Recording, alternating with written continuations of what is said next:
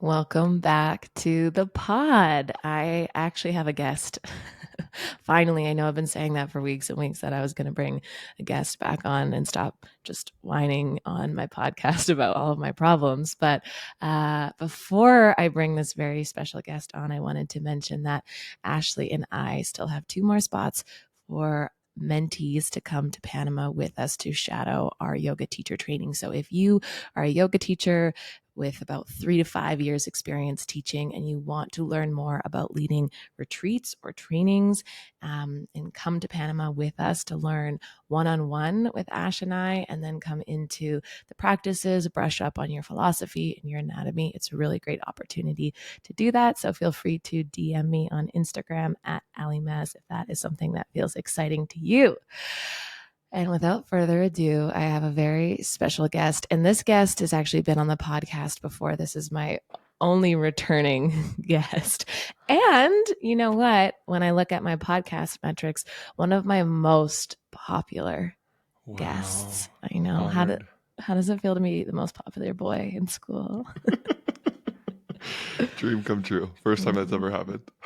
I highly doubt that. George Ramsay, my best friend, is back on the podcast. If you listened to his first episode, if you haven't, I highly recommend.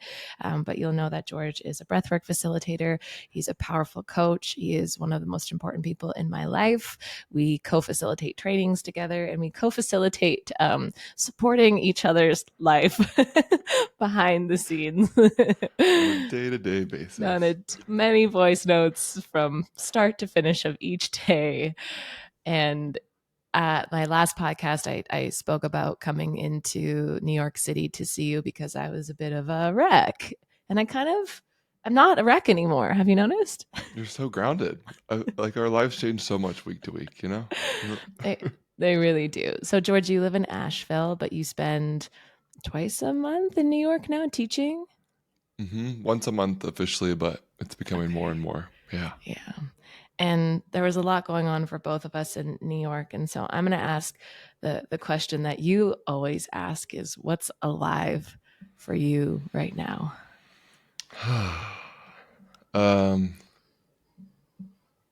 Well, the truth is, I learned like 4 days ago when I got back to Asheville that my workout buddy, trainer, and friend passed away. And so what's alive for me right now is life feels like it's like pressed up to my nose, and it feels very bright, and I feel every connection with each person very crisply. And I just feel like pretty tender. Yeah. Yeah. We were talking about this yesterday, how death is the greatest teacher. And it's something that we're constantly being reminded of. But when it's so close like this, life just feels like on extra high definition. It really And does. no Yeah. day is promised, which is like the biggest perspective shift because I've been, we find ourselves like wishing moments away or time or like when I get to this thing, then I'll be happy. Or if I just like, then it'll all be good. But it's like, it's good right now. And it's a shame that we can't always see that. I'm so guilty of this. God, I'm so guilty of this. Same. And I've spent so much time out in the future, like when this happens or once I get Yeah. here, Yeah. then it'll be good. It's like, nope, it's all right here, right now. Yeah. And we're Yeah. missing so much of it because we're doing all that future forecasting and predicting and worrying. Yeah.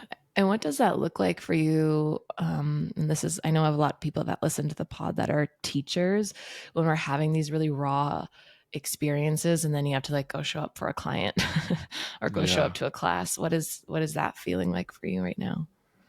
It happened. I found out at like 5 o'clock a few nights ago. It was just like immediately pretty ripped open with grief and was teaching a breathwork group at 7:30. And I was like, should I cancel the group? Should I not?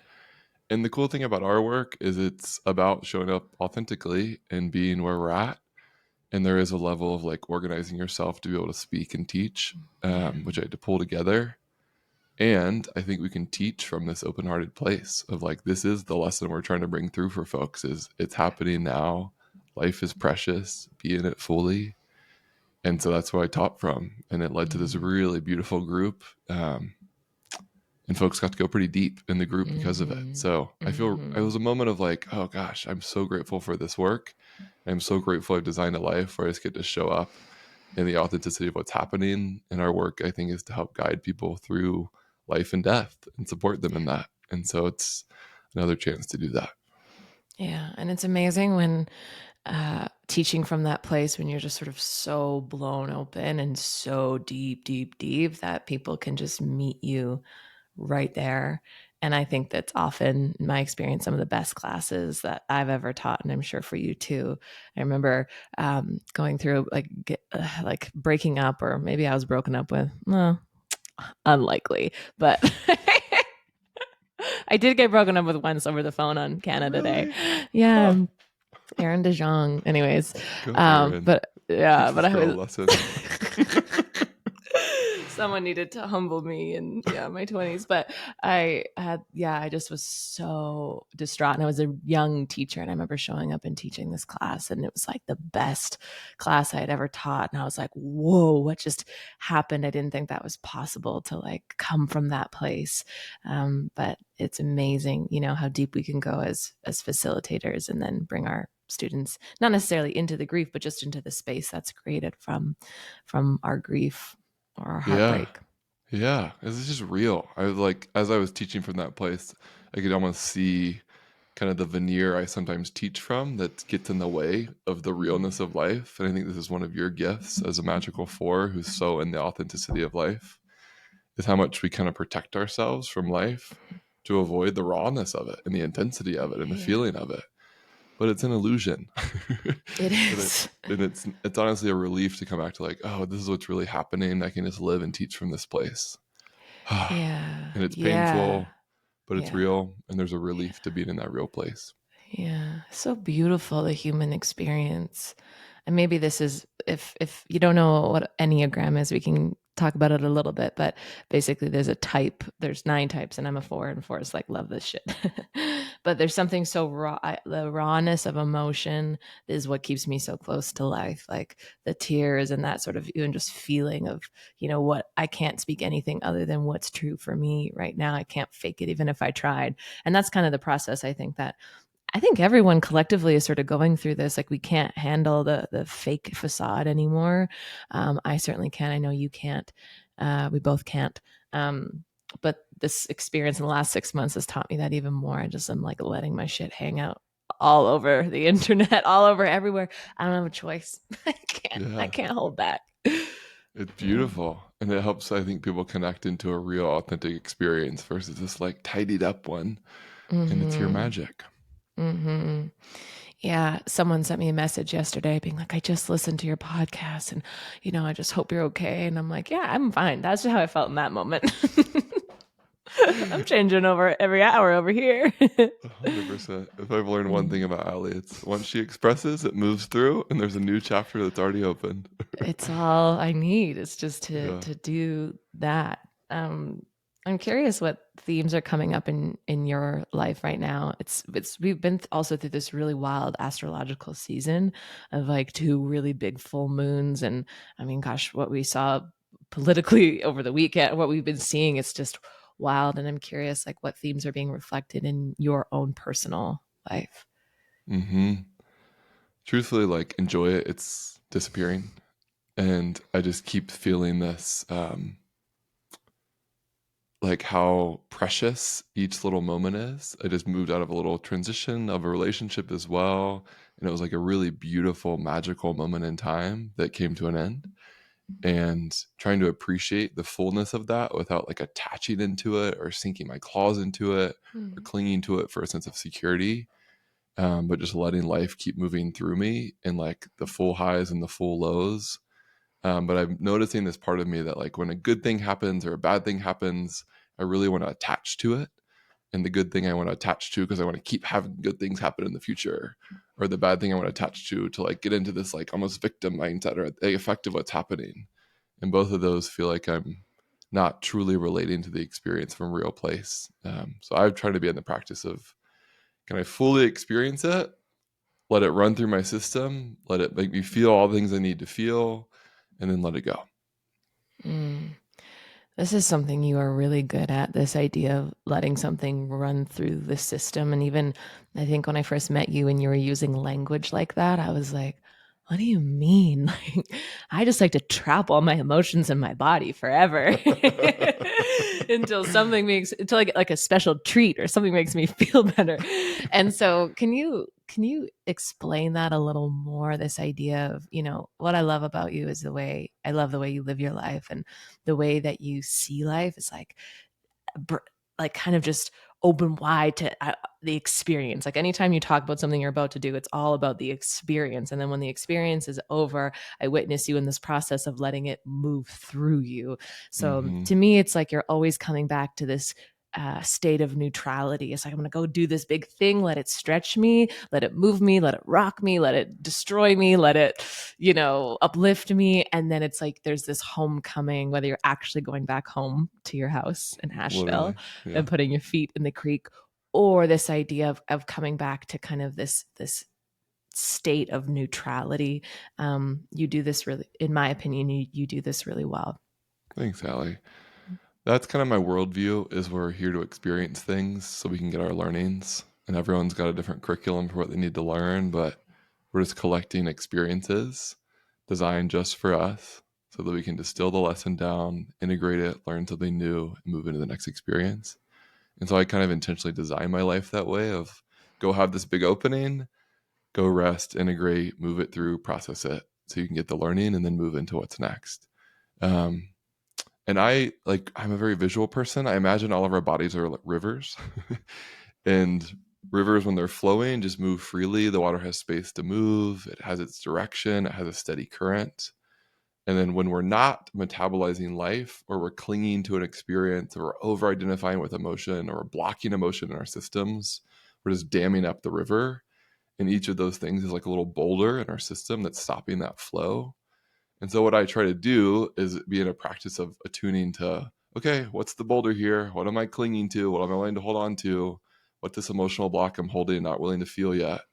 And kind of just be in a practice of letting water break down those boulders, metabolize the boulder, break it down so it can move down the river so that I can Good be in real thing. flow. Yeah, I love that. And that visual is so powerful. He said that. I was like, okay, got some boulders in here. What are your boulders, Allie? Oh, I don't know. It's not about me today. How we can get into it, but how do you, is that a meditation for you? Is that a visualization? Is that breath work? Can you speak to, I know that you have your toolkit, but what are some of those practices Yeah. that allow you to do that? I mean, just to be very clear, this is like all stuff I've learned in the last 5, 6 years upon finding breathwork. I had none of this awareness before. And so Mm-hmm. breathwork for me, I call it like the back door to spirituality. It is it's like breaking the dam down at the top of the river and flooding water through your system so that those boulders have to like pop out and fly open and move. That's one way to do it, is like a really active breathwork practice that just turns down the mind enough that the water's going to know where to flow and those boulders can get going. I find I need that less and less over the years, which I'm grateful for. And so my more subtle practice recently has just been a welcoming practice. And I've been guiding clients through this. Where I just imagine like I'm sitting in a lovely little living room. It's like warm. It's my ideal like vacation home, and an old friend comes to the door. The screen door is there. The door is open. They can come in. And I do this with whatever's arising in my experience. So I'll go into a meditation, feel like, oh, there's tension in my neck. And can I welcome the tension in my neck like it's an old friend coming into that room? Oh, there's sadness around how things are moving with this relationship. Can I welcome the sadness like an old friend and let it come into the room? And it allows me to like be neutral with all these little elements of my experience. And even if I don't like them, even if I don't want to keep experiencing them, I can just welcome that in, give it some space, and then usually a new layer arises in the experience. And then I get to somewhere usually pretty interesting at the end. But that welcoming practice has been kind of my best friend recently, because it's simple and doing the same thing over and over. And it allows me just to neutralize what's arising. And it feels so compassionate too. Like when you explain that, it just felt like so loving. Like, this loving thing is going to come in, and I'm going to greet it, not be mad at it or not. I think that's so often in our experience, and why we're afraid to look within is like, well, I don't want to feel that thing. I don't want to Mm-hmm. feel that tension. I don't want to feel that heartbreak. And you shouldn't be here. I don't want this. I'm fine. And the pushing away versus the welcoming in. I think so many people think, oh, if I welcome this in, it's gonna overwhelm me. It's gonna take me down. I'm not gonna be able to get back up. And it really is the opposite, right? The only way out is through. And I think so much of your work is really this like compassionate confrontation of what's here. Mm-hmm. And it's not as a way to like get better or, optimize life, but it's really, I'm going to have these experiences and I'm going to let them move through my system, and I'm going to let them teach me something. And I think Mm-hmm. it's such a beautiful lens in which you see the world. And when we were speaking about your friend that just passed, and I only know little bits and pieces of him, and I've heard a very motivating voice note that he sent you a few weeks ago, and we were chatting about sort of his life ethos and how he almost understood the meaning of life in a way. It's like he just got it and it just clicked. And I was thinking, like, is that the moment then God or universe says, okay, you did it. You graduated the human experience because you just got it. Mm-hmm. He was so all in. We would work out at the YMCA together, and like he knew every person, front desk, all the old men working out there, the young people, and like knew their stories, knew how to motivate them. And when I'm integrating kind of what he taught me still, and one of them was just like which our teacher Amy talks about too, love is an infinite resource. Hmm. And I can get concerned sometimes about like expending too much energy or sharing too much energy. But if I'm sharing love, there's an infinite amount of it to move. And he was such an Hmm. example of that, of just like, you can give it away for free and then you get Yeah. refilled and there's more. Yeah, I love that. I have felt similar in my life too, of like, if I just give it all, what if I just give it all away, and then I'm going to be depleted, and then, Mm-hmm. so I'm just going to conserve a little bit more. Um and I think, yeah, from what you've shared and what I've heard, is like that he just understood that exactly that lesson and embodied it in the biggest of ways.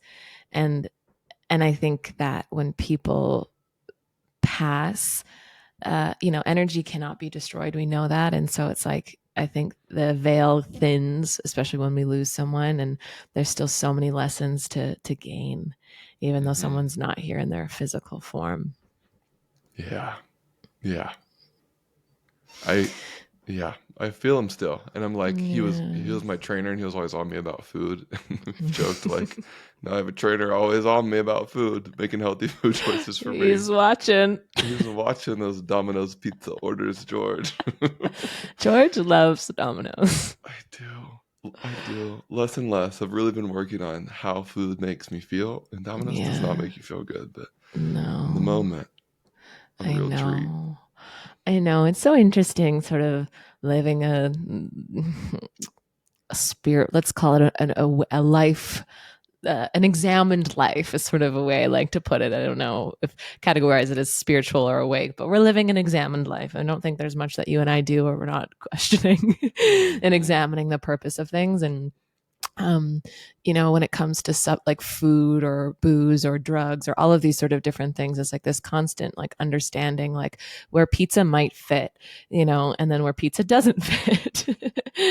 And it's so funny because, George is 6'6", I'm 5'4". We are like very different bodies, but we often do the same things. Like we'll go to the same classes, we'll eat the same food. And I'm like, that, like, Do the same we cold plunge for the do same the amount of same. time. Yeah, we were at a yoga class, and we were doing this like little tricep dip or something. We were doing some exercise, and I was like, "Oh my god, that was so hard!" And you were like, "What?" Like I didn't feel I didn't that. feel anything. And yeah, but we just have different bodies. But it's just and we have different stuff with food too. Like my food stuff is so different than your food stuff, and it's just a fun way to look at all these things as, again, as neutral. Like, Mm-hmm. pizza is not a bad nothing. Pizza didn't do anything to you. It's just figuring Mm-mm. out your relationship to that. And I'm curious, yeah, the way you are relating to food right now. Hmm. We can edit this out too. This is my thing, and you know Yeah. this. There's an Aliism on this. It's really helped me. Is it? Am I doing this from celebration or punishment? What's the line? Yeah, Yeah, honor a punishment. honor or punishment. Yeah. And that summarizes it. The food's neutral. The booze is Yeah. neutral. The drugs are neutral. But am I Yeah. doing it from a place that honors myself Yeah. or punishment or some avoidance or to get away from an experience?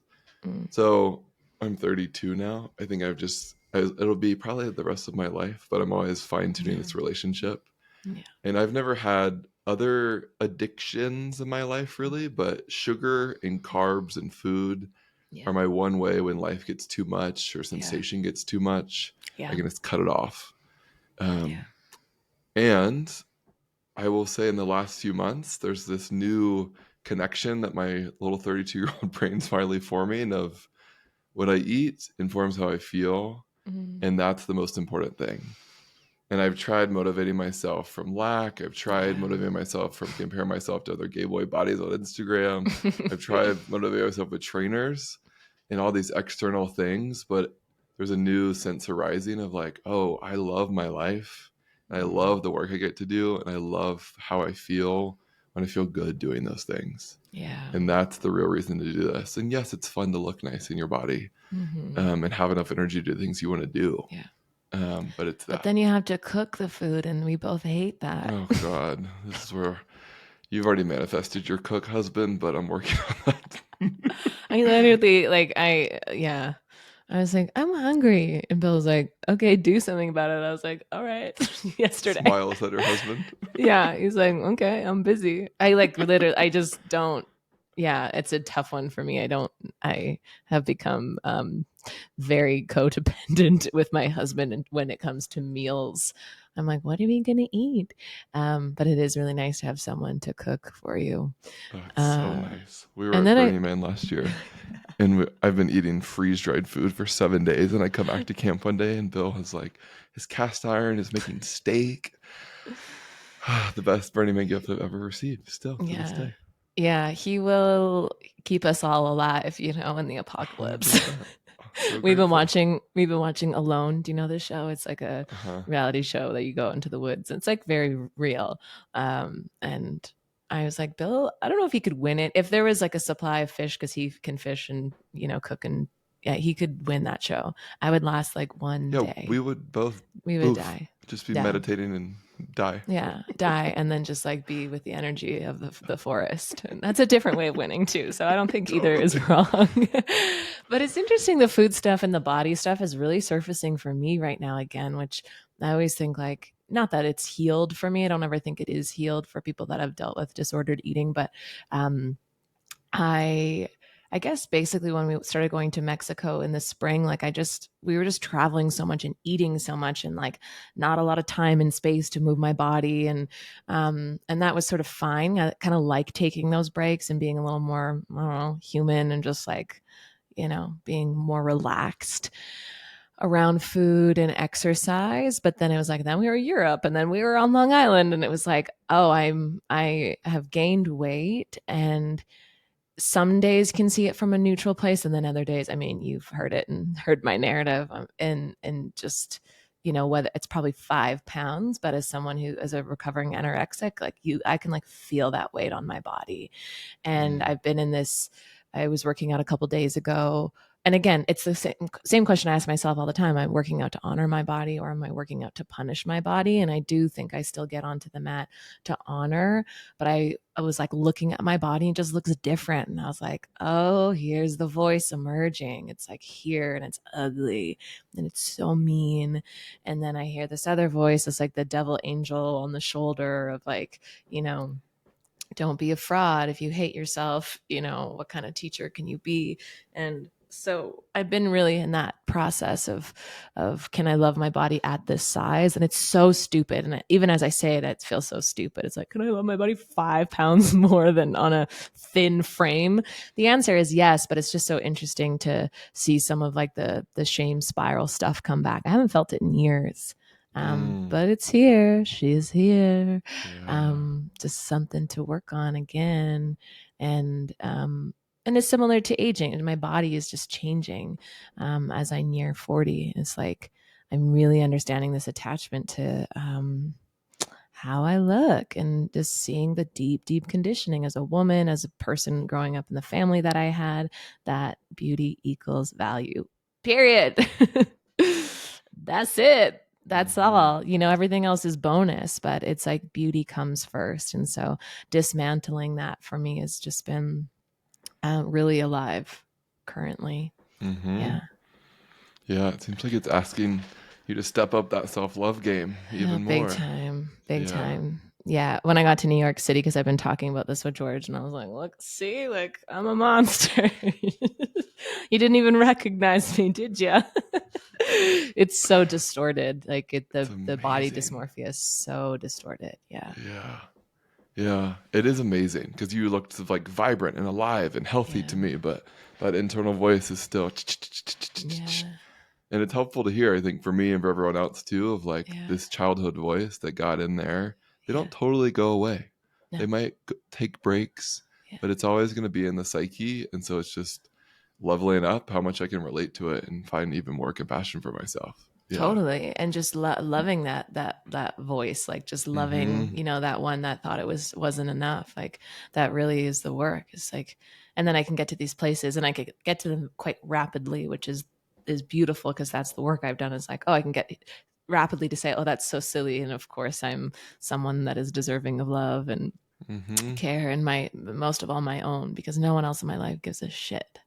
Not Mm-mm. not you, not my husband, not anyone. Not Um, butcher. Not butcher. No, no. I'm curious with food for you. Like, do you have, is, is it linked to shame? Like, do you go down that you eat the Domino's? Do you feel the shame, or what's your process after Domino's pizza? Great question. Yeah, for sure. There's, the spiral is usually Uh, George unconsciously feels intense emotion, isn't fully aware of it, isn't using his tools, unconsciously orders Domino's. Are there these cookies at Fresh Market, the grocery store? These Oh, piccolo yeah, cookies I I love. see. I've Oh had my God. them. You brought me there immediately. George eats a whole box of those, feels the buzz of sugar to take him slightly above the Mm, feeling in his body, yeah, crashes the yeah, next day, still has the feeling, and then just feels like shit because he's put horrible yeah, things in his yeah, body. And then the shame gets going. And I, to your point, like all this fun work we do on ourselves, the capacity to have love around the shame voice yeah, has grown so much. So I feel my little shame one walk in and similar to that welcoming practice. I feel like my mm-hmm, living room's big enough now mm, and warm enough now and loving enough now that like, great, bring in the shame one. Sit down on the yeah, couch. You're welcome here too. And can I like yeah, love the one that wants to shame me too and have space for that one instead of even rejecting it? Because I can then get mm, mad at myself that I'm doing the shame game. And to your point, I'm a fraud. We teach this stuff. We shouldn't be doing this mm-hmm, still. Nope, just welcome it in too. yeah.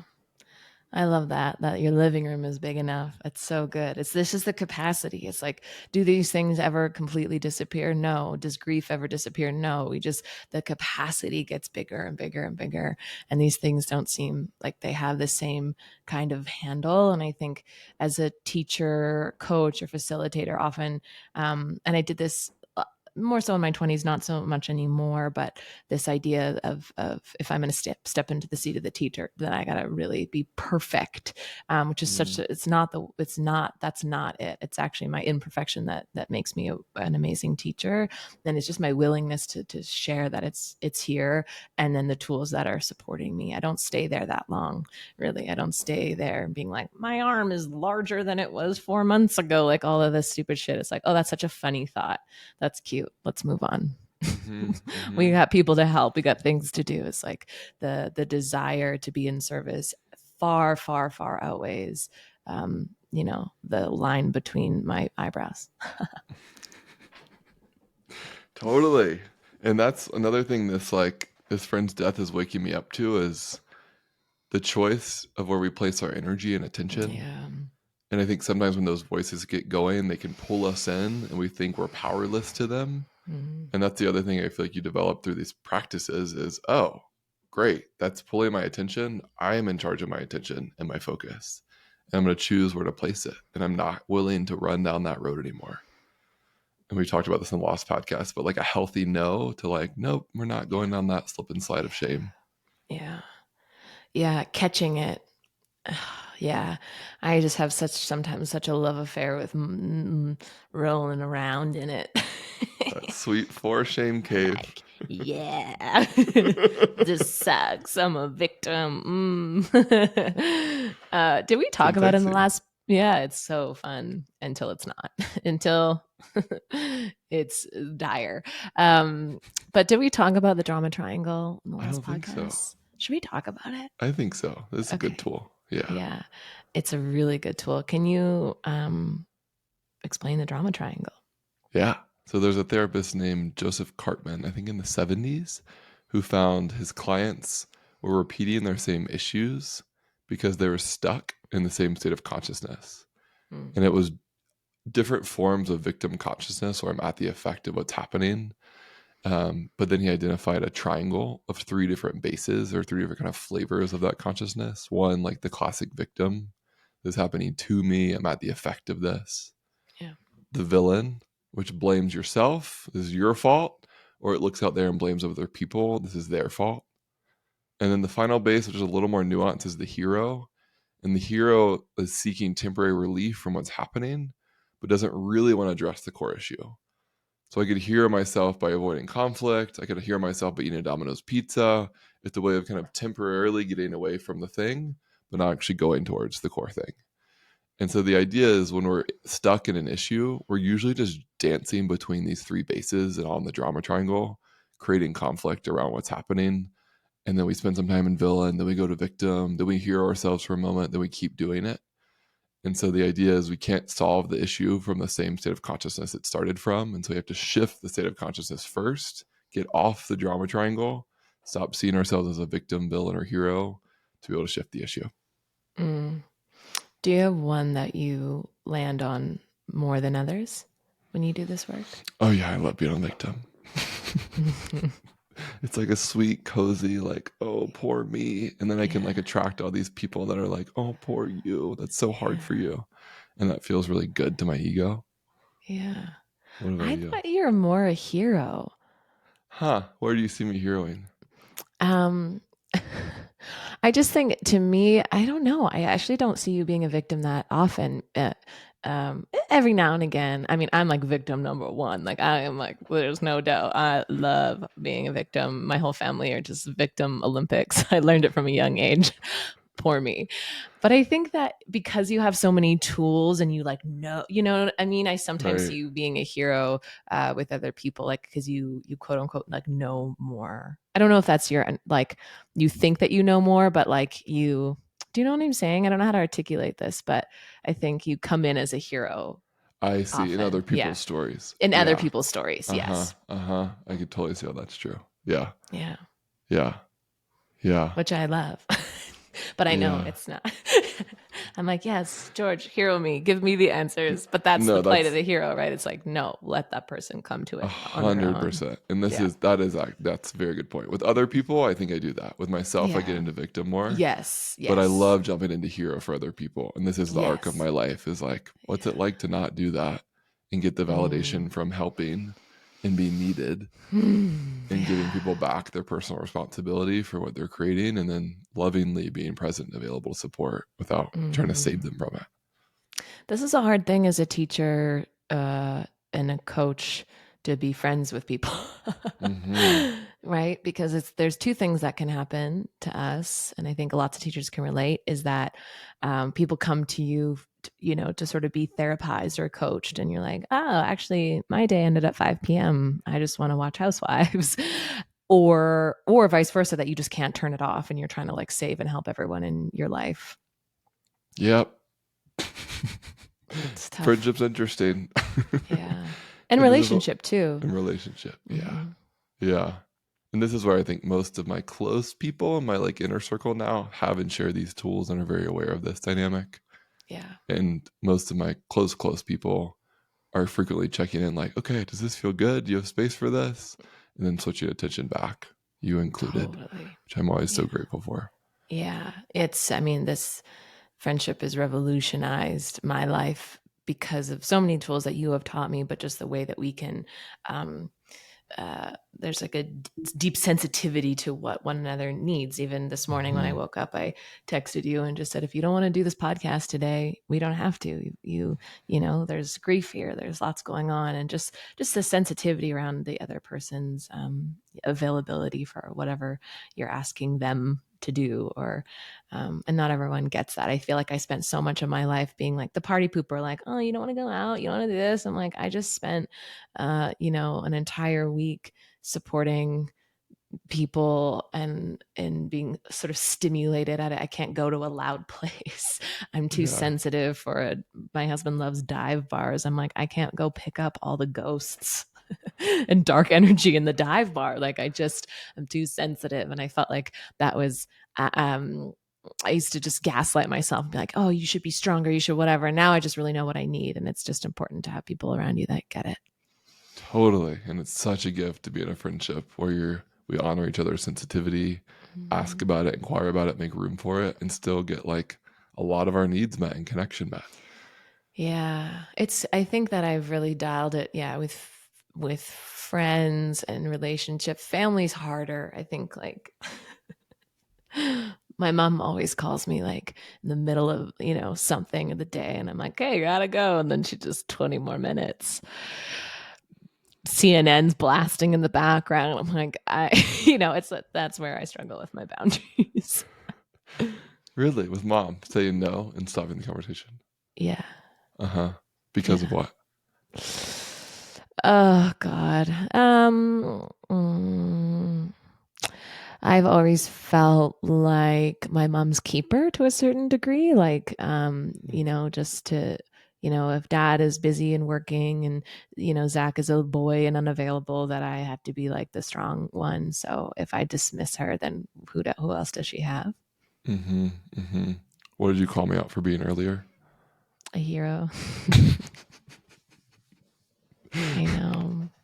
It's hard though. This is That's a great so, example of it. I Of know. like It's that so good. relationship has been set up that way. Yeah. I'm But responsible for keeping mom attended to.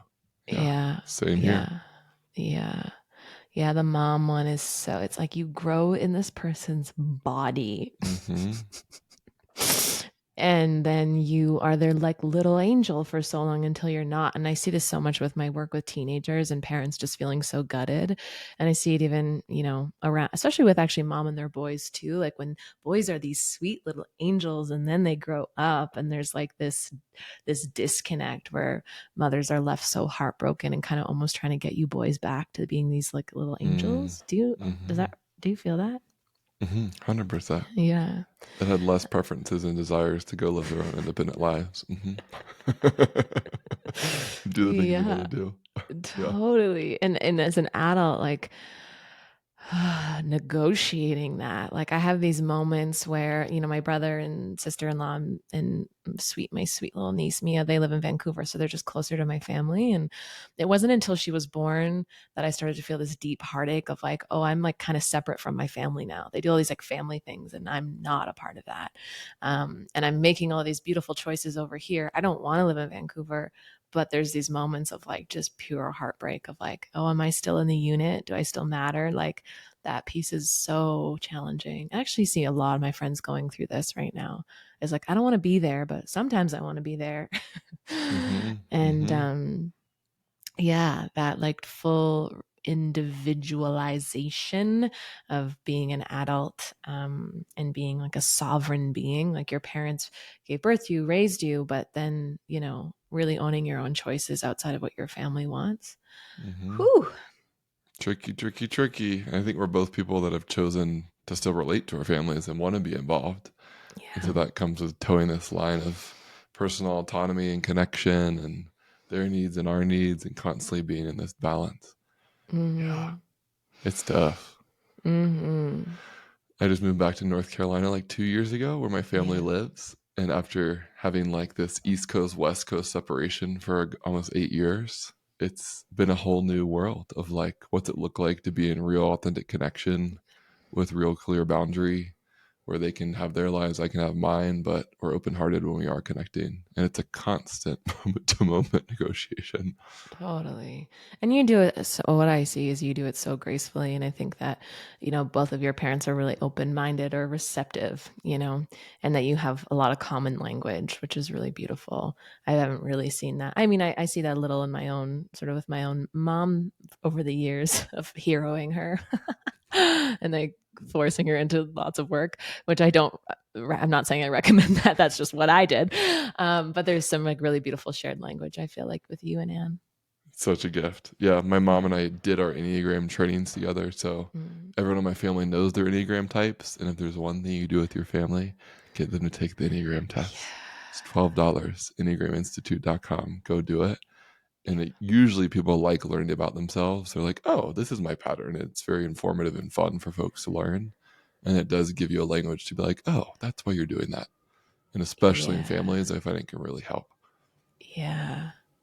It's so huge. It's huge in relationship, friendship, but yeah, in families to really understand those dynamics is a godsend. Um, I'm What's your family curious map? what's Mom's a 2, brother's a yeah, 6. What's your yeah. dad? I don't know. I he could be an 8 Uh huh. Uh because he's huh. very intense. He could be a Little 70 7, flair. Mm-hmm. but I also could see him being a 4. Oh, twist. Yeah. Cool. Because there's a deep like sensitivity. There's a lot of like, Uh huh. he's a he's special boy Special boy in a in the creative process. spotlight. Yeah. Yeah. Like, yeah. But there's a Cool. real intensity and like anti-authority that makes me think he could be an 8. Like he's Mm-hmm. hated every boss he's ever had. Like no one can teach him anything. It's very 8. Mm-hmm. Yeah. Mm-hmm. Fun. Anyways, these numbers might not mean anything to you, Yeah. but more motivation to go learn the Enneagram because it does Totally. give and to reveal your experience to your family. My mom and I actually led it for like my extended family at a Christmas once and then split everyone into like groups to go talk This is about the it. most George thing I've ever heard. And we like looked over at the tables and like all the kids were just like crying because they were Oh. kind of finally getting to reveal what their experience had been like to their family the whole time of like this is what it's been like being a 1 and feeling like I had to get it right the whole time. And it gave them the language to be seen by their families in a really sweet way. Um, so it can be really healing on the family front. Wow. What year did you do this at Christmas? That was like 4 years ago. Wow, that's so heavy. I love that. It's so It intense. My sounds mom and I were like, amazing. let's do it. Breakout groups. Oh, hey, you guys Everything just is a want to have workshop. some turkey and some wine? Nope. Breakup. I'm going to number you off 1 to 4. Okay, ones are going to meet in the corner. That's amazing. Yeah, Literally everything what is a happened. workshop. That's something Yep, that my in our husband, lives. yeah, that's something that Bill Carefully said to me engaged. years ago. Yeah, not everything is a workshop. I'm like, well, actually, if you look at it, everything is a workshop. And I am always in a process. Always.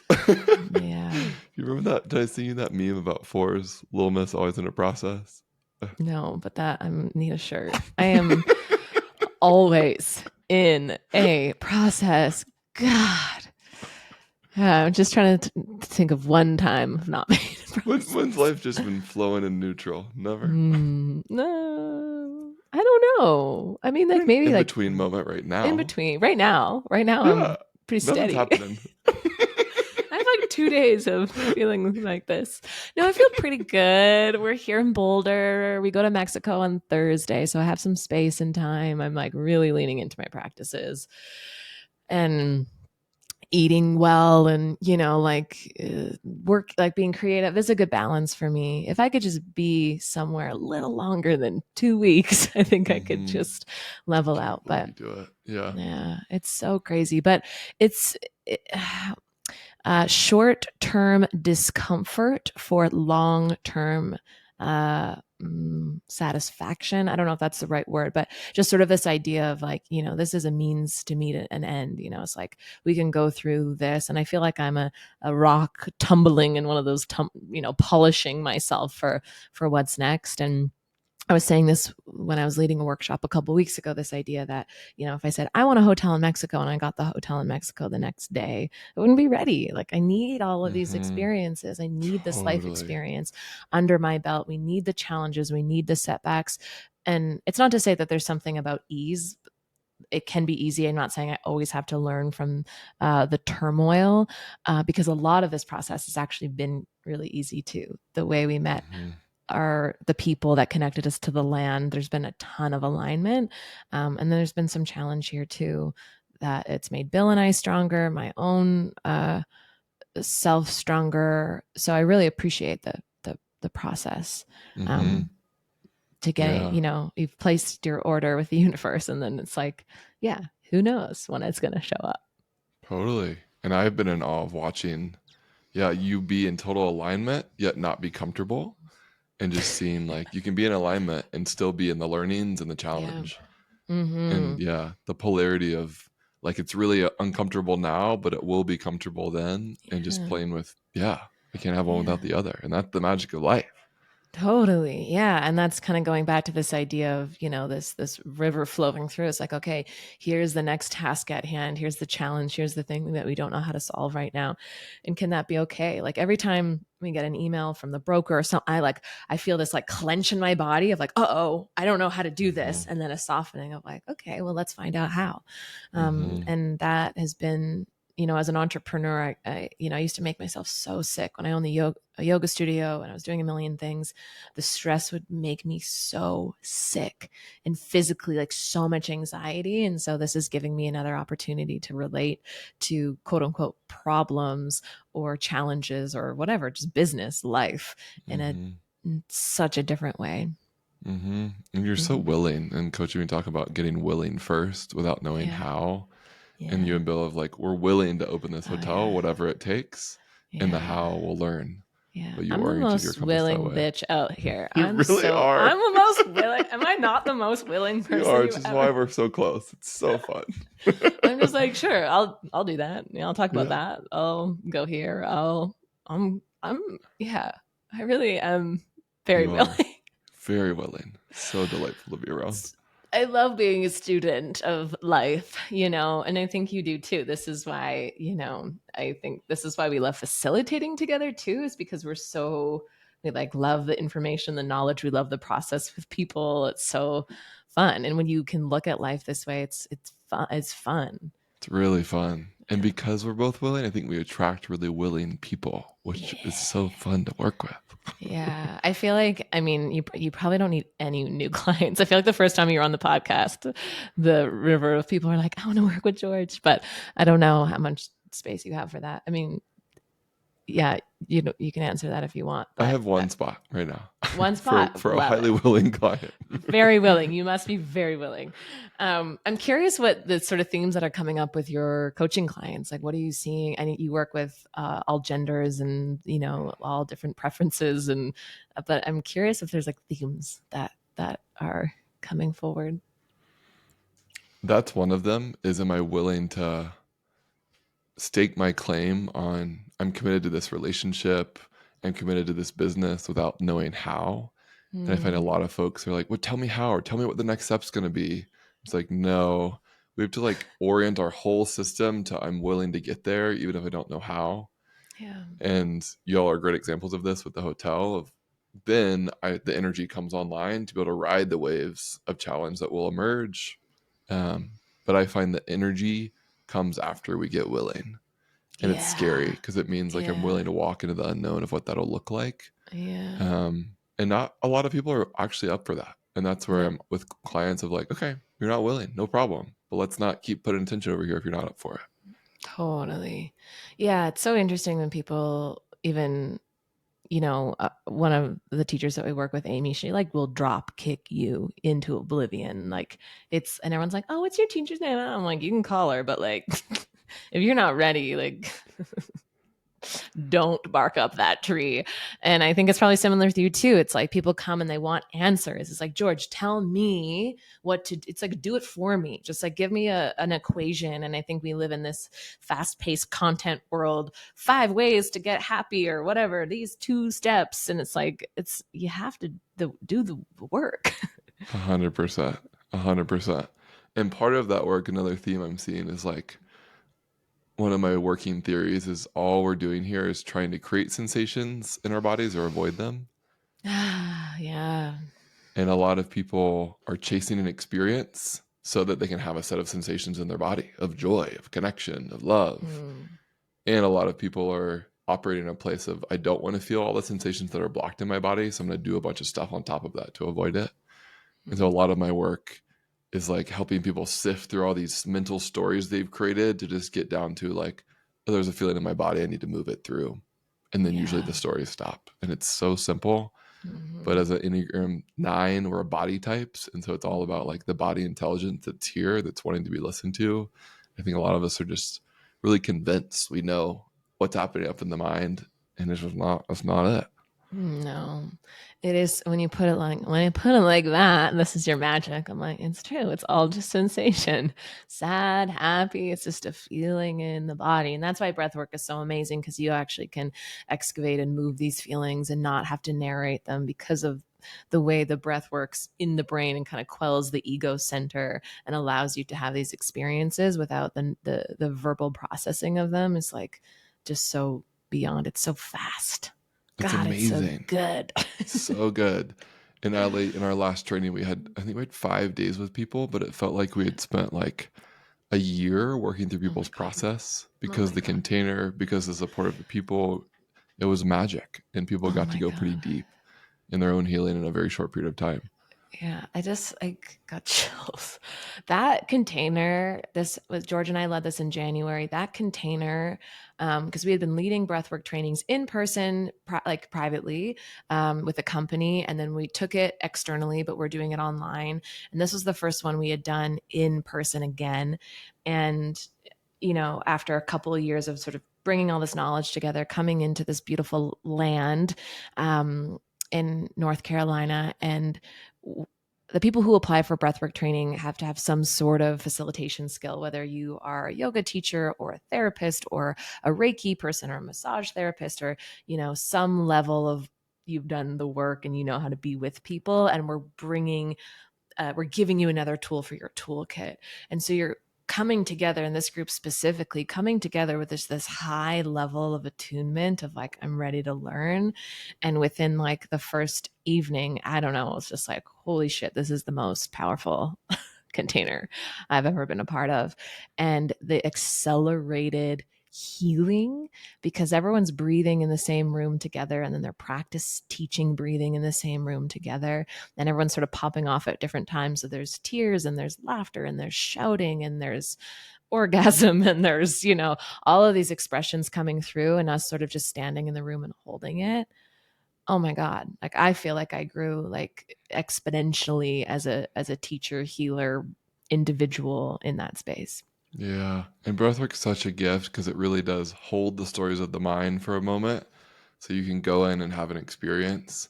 And to your point, stuff happens quickly when we do that because we're not like trying to figure it out or being convinced and clinging to our stories about what we're right about or our childhood. It's like, no, body just needs to move some things through and then you can be freer. Oh my God. Yeah. And seeing we had really like a very vast age group too, and just different experiences. And this is what I love about these cohorts is like everyone will come in with all of their different stuff, but there's these universal themes and about moving these emotions through the body. And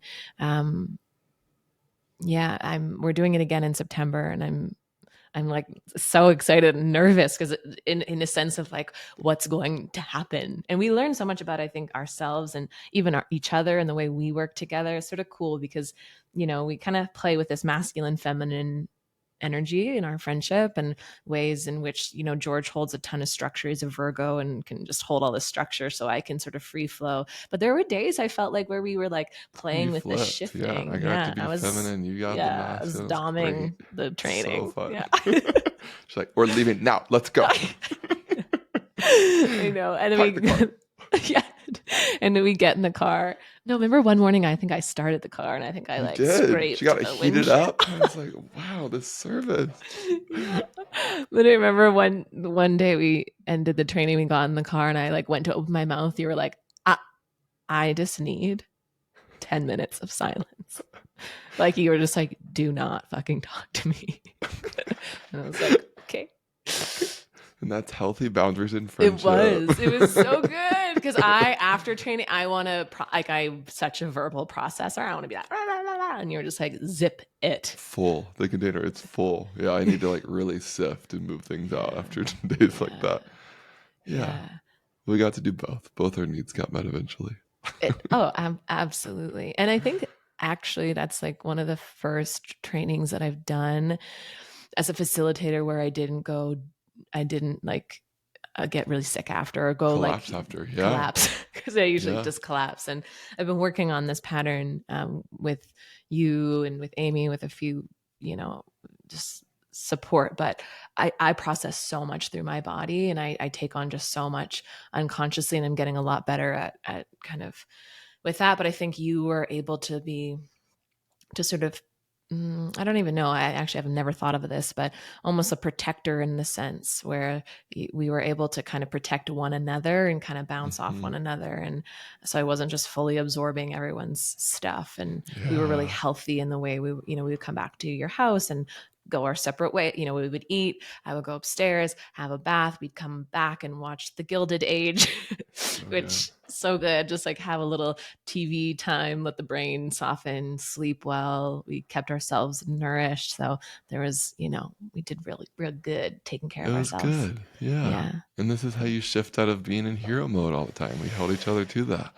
Totally. Yeah. And working with your friend, I mean, I work with you and then I work with my dear friend Ashley, and I'm not accepting any more, invitations. That's it. Cause you two are the gold standard in terms of just integrity and communication. And yeah, it was cool to see each other grow. Like I would be in the space and you'd be teaching. I'd just be like, wow, like this is so clear. And the way you digest information and you make these sort of esoteric or scientific concepts so simplified, and you bring that math teacher energy and you're still in there. And in such teacher. In such an engaging way. Thank you. Likewise. It's so there's nothing better than like watching your friends in their zone of mastery. Totally. Just getting to sit back and be like in awe of them, and like we I think teared up both watching each other teach that week. The best.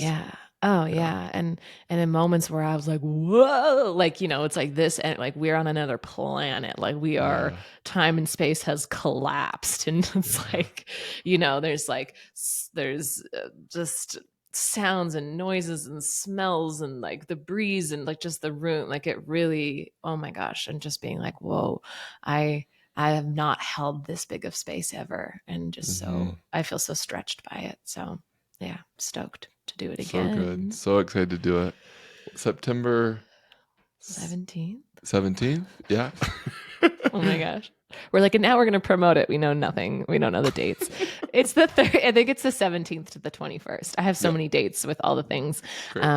We had a full cohort, and we wanted to open up a couple more spots. So we're going to take 4 more, 5 more. I think 4 now. Yeah. I think it's 4. We just got 1 more. So if you're interested, the links are in both me and George's bios or on our websites. And it's an application process because we want to take on, as I said, people who are sort of in a field where they're holding space, or if you've been practicing breathwork really seriously. We always take on a few really dedicated students, and love having that in the space as well. So if you're feeling called, you can apply or DM either of us with any questions that you have, and they can walk you through the registration process. But it's beautiful. It's happening on a farm just outside of Asheville, this beautiful, beautiful place. And it's such a cool time of year to be there in the fall. And you can swim in the pond, and there's many animals to support. I think that's also the beauty is like you take these breaks, you can walk the property, you can be with the animals. Go to the top of the mountain, go swim in the pond, maybe if it's warm enough. Yeah. Yeah, I mean, we were there in January and people that's were, true. People were swimming. Yeah, uh-huh. or swimming. And the mountains, the Blue Ridge Mountains, give us a little North Carolina history. How old are those mountains? So, oh gosh, I don't know the actual time, but they're some of the oldest mountains in the world. And they're very like soft and worn down feeling, but they, for me, hold this just like deep ancient wisdom because they've been around so Mm, long. And every time I fly back into Asheville, I land and my whole body's just like, and it's been a real kind of healing center forever, honestly, that it's attracted folks to this region specifically. So it's a pretty powerful place to train and do your work and yeah. integrate and just be in nature after a big experience. It's a vortex, right? Is it? It's one of Hmm. the Hmm. vortexes. Which Yeah. I think means the crystal bed is closer to the surface of the earth. Yeah. Yes, that's my understanding too. Yeah, there's a lot of beautiful healers in that zone, and it just feels like the right place to do this work. So yeah, hit us up if you want to come. I think that's it. Is there anything else here No, this feels lingering? good. I'm Okay. excited to be there with you in the fall this Me time. too. I know. Yeah, we hadn't seen each other since the last one. And we talk all the time, but when I came into the city, I was like, it's been 6 months. Yeah. I And always forget what a height difference we have. I was just gonna say that. I was like, you're so large. And then we were taking class, and I thought that George was like, his hair was like flinging sweat onto me the whole time. I was like, are you Angry. fucking kidding me? Like wear a headband. Like you want to grow your hair out, like be responsible for that. And every time we moved, I was like, oh, I can just like feel it like on me. And then we got onto our backs, and I was like, oh, it's the air conditioning unit. It was so hot, and it was 100 degrees and so humid in New York. And so the air conditioning unit was like dropping condensation on me. So it wasn't you, but I was mad Bullied. at you the I whole was time. getting bullied during yoga class. No, I was just giving you eyes. I mean, you're really good at yoga. People don't maybe realize that how well this big body moves. Sometimes, yeah. I love it. Allie and I You're a both had yoga like a coming girl. back to yoga Yeah. in New York. I'm just like, Yeah. wow, this really works. And I did, I've literally done yoga almost every day since because I'm just like, Really? yoga is amazing. Yeah. It's amazing. Good Yeah. stuff. It's so Yeah. good. And then I did the class a couple days ago online with Pixie. If you guys don't know, it's called The Class. It's kind of like a hybrid workout, catharsis kind of thing. I could not walk for like 4 days. I was embarrassingly sore. But it's good. I don't want to let myself get to that point where I was a couple weeks ago where I just like hadn't been moving, hadn't been taking care of myself, and just was like Hmm. ready to drop. So we're Staying in our back on the bodies. mat, We're staying back. in our bodies, honoring ourselves. Beautiful. Okay, well, I love you. I love you too. It's time for a Thank you. snack, I think. Yeah, yes, same. Before we do you have a full day of coaching I clients? do, yeah. Yeah, I have one. I have one little mentee after this. So Fun. yeah. Okay. Well, they love you. And thank I you love for you too. being the first guest to ever appear 2 times on the Ali I'm Maz honored to show. be invited back, especially Wow. in a male body. Thank you. Yeah. You're one of only a few. Actually, all the next guests I have lined up, there's a lot of men coming in because Hmm. I'm healing my relationship to how I It's feel about masculine. happening. You see it in real time. I can. Yeah. You've helped a lot with that. Men, not all men, as they say. All right. Well, on that note, love you. Everyone knows where to find you, but if not, it'll be in the show notes. Follow George on Instagram and see what he's up to. Or maybe you're his one dream client, but you have to be willing. Thank you. That's clear. And like have fun with this and not take it too seriously. That's the other Yeah. requirement. We can go Yeah. deep, but we're gonna hold it lightly. Yeah. Yeah. Totally. That is your gift. Okay. Bye, Love you, Ali. George. Thank Love you. you.